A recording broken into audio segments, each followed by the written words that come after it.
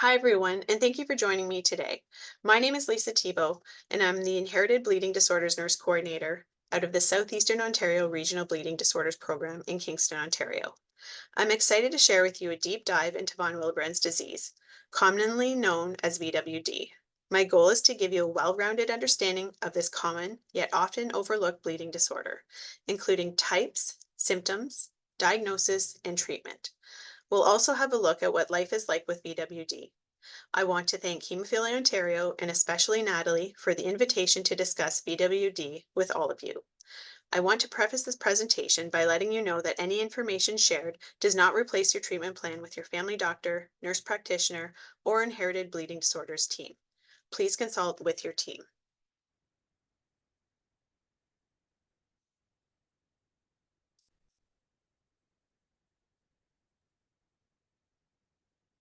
The agenda for this presentation will include discussion about the types of von Willebrand's disease, inheritance patterns, symptoms and diagnosis, treatment options, surgical and procedural considerations, emergency management, special considerations for women, and childcare in school. To start, von Willebrand's disease is an inherited bleeding disorder that affects approximately 1% of the global population, or 1 in 1,000 people, though many cases are undiagnosed.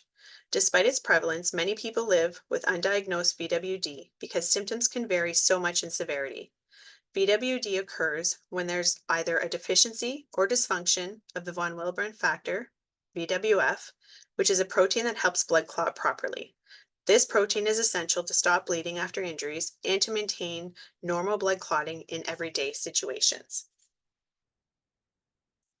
There are three primary types of VWD, each with unique characteristics.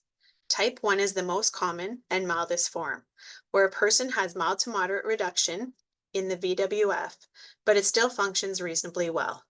People with type 1 may experience occasional bleeding issues, but often manage them well with treatment. Type 2 is more complex, as the VWF is present but dysfunctional. There are several subtypes in type 2, 2A, 2B, 2M, and 2N, each with specific issues in how the VWF works. This can be moderate to severe, and treatment depends on the exact subtype and symptoms.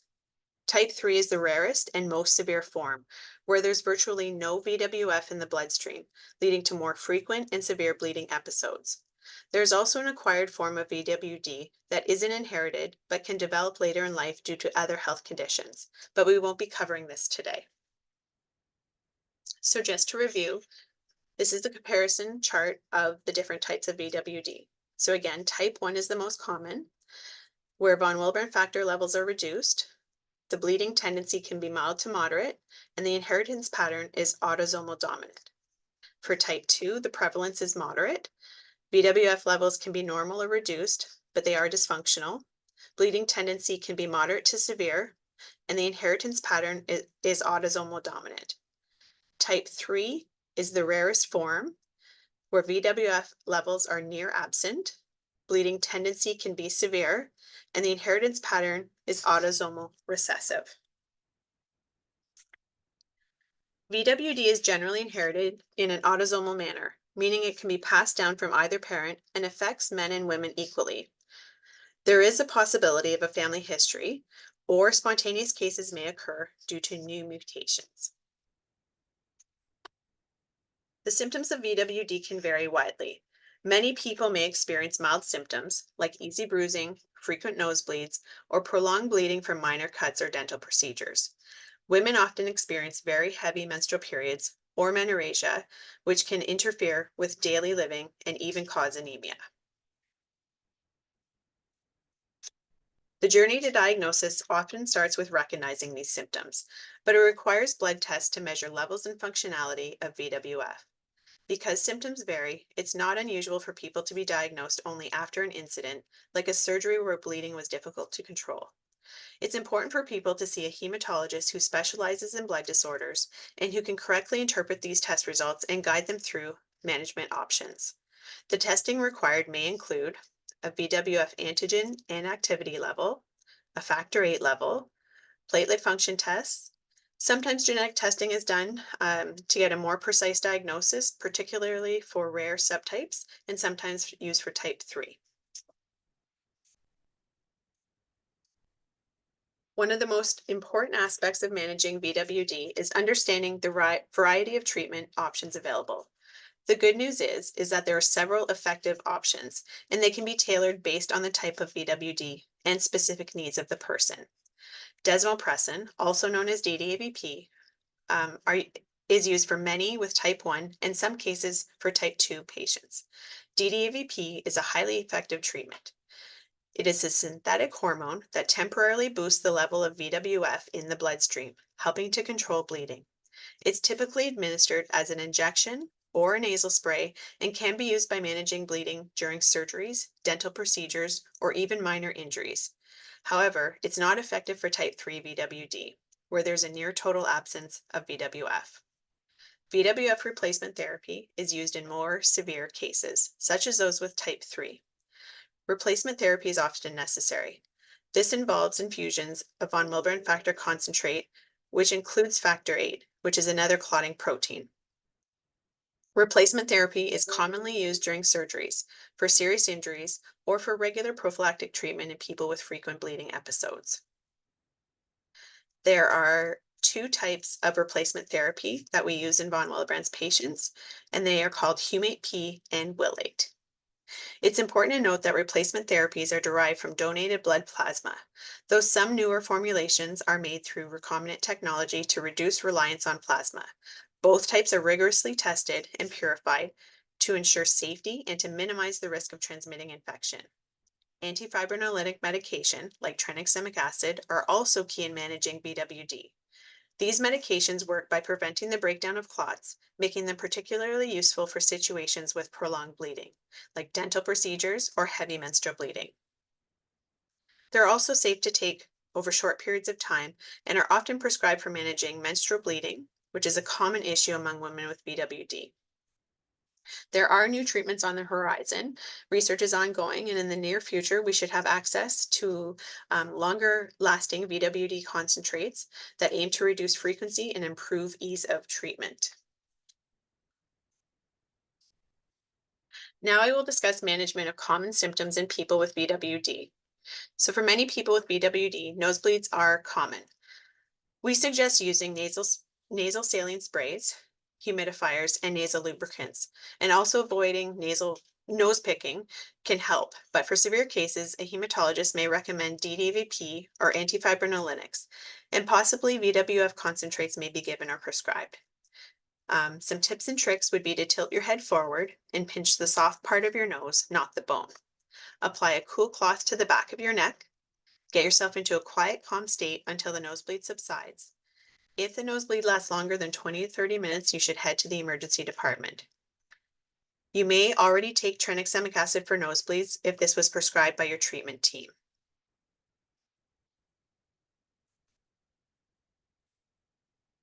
So surgical and procedural considerations for patients with von Willebrand's disease. During the pre-surgical care stage, patients may require prophylactic treatment with DDAVP or factor concentrates. Hematologist consultation is necessary before any surgical or dental procedures. During the intraoperative period, you guys will continue to be monitored for bleeding and may need additional infusions during long procedures. Post-surgical period, you will continue to be monitored as well and may require further DDAVP, factor concentrates, or antifibrinolytic for days to weeks, depending on the procedure. A treatment plan will be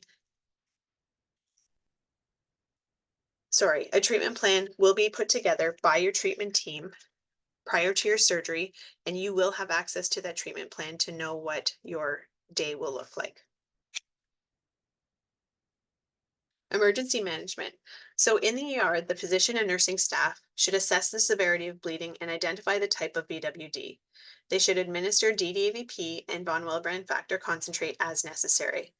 They should use antifibrinolytic agents for mucosal bleeding, such as mouth, nose, and gastrointestinal bleeding.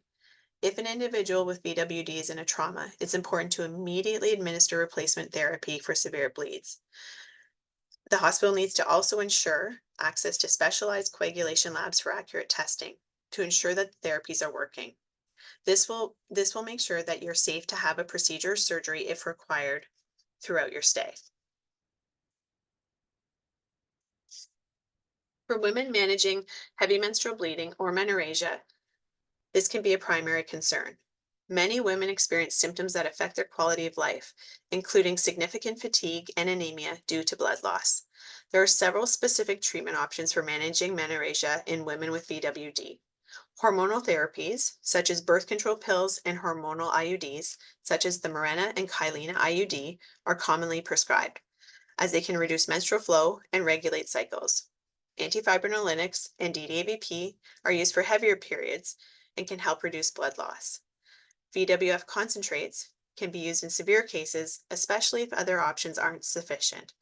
Periodic infusions can help manage bleeding. Women may also require iron supplementations to prevent anemia from heavy menstrual bleeding.